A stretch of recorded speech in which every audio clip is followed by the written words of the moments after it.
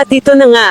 Narito na naman tayo sa unboxing segment ng Heidi and Line for today's video. Dahil isa ito sa kailangan natin sa buhay upang hindi tayo nangangga pa sa dilim dahil kapag gumamit ka nito, niliwanag na ang buhay mo, ay este ang bahay niyo pala. Syempre ang tinutukoy ko ay LED solar, kasama ng aking friend. In-unbox namin ang LED solar.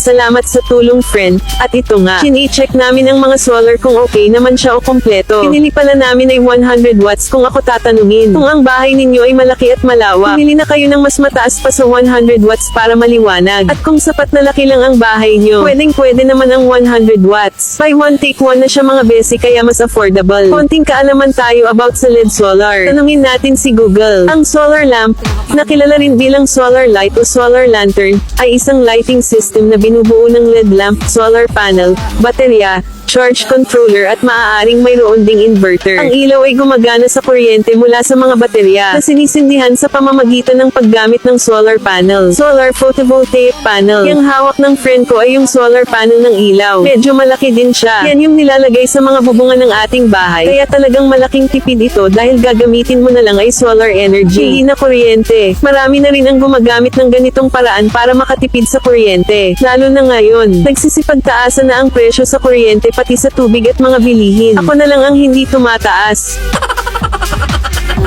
Ito na nga.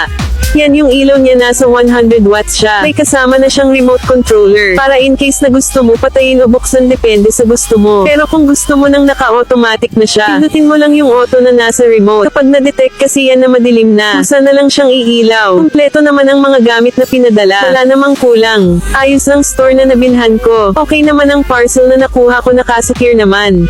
Ito na nga. Subukan natin kung nailo nga talaga. Mamaya may defect ang ilaw, kaya subukan namin ni friend. Kaya connect niya yung cable na nasa panel at sa ilaw. Hindi nga niya mapasok yung cable. Pasmado ata ere. Nahihirapan siyang ipasok yung cable. Hindi siya sanay sa pasukan. Kaya ako na lang ang nagpasok sa cable. Isusuksok lang siya. Ganun lang siya. Natatawa pa nga ako kasi pindot ng pindot kami sa remote, bakit hindi na ilaw? Akala namin may sira na. Yung pala wala palang battery yung remote. Paano talaga gagana yung walang battery? Kaya nung naligay na, ayun umilo na siya. Gumagana ang lahat ng ilaw. Check ng friend ko. Diyan nga siya natuwa sa kakapindot. Ayos ang mga ilaw. Lakas siya. Okay na. Opo. Tapos buksan mo. Buksan mo na.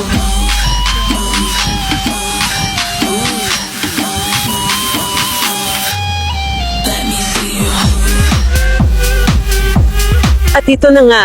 Inilagay na ng asawa ko ang mga panel sa bubong. Basta nasisinagan ng araw, ayos yan. Kahit saan. Pero gusto niya dyan inilagay. Ang tips niya, kailangan yung mga cable hindi nakadikit sa mga yero. Kaya medyo inangat niya para hindi masira agad. Madali lang naman ang installation, depende sa iyo kung saan mo ilalagay. Siya nga pala, kung gusto mo besi ng ganitong LED solar light, ilalagay ko yung link sa comment section kung saan ko nabili. Para hindi ka mapunta sa mga store na mas scam ka lang. Kung gusto mo ng mga budol na produkto, follow nyo ako para ma-notify ka sa mga video na upload ko. Check out na ka sa Heidi and Line. Follow me sa TikTok din. Search nyo lang Heidi and Line. At ito nga, nakalagay na yung solar panel sa bubong kaya makikita nyo na may nag-blink na red. Ibig sabihin nag-charge na siya. So hanggang dito na lang tayo. Abangers kayo sa next video ko. Salamat!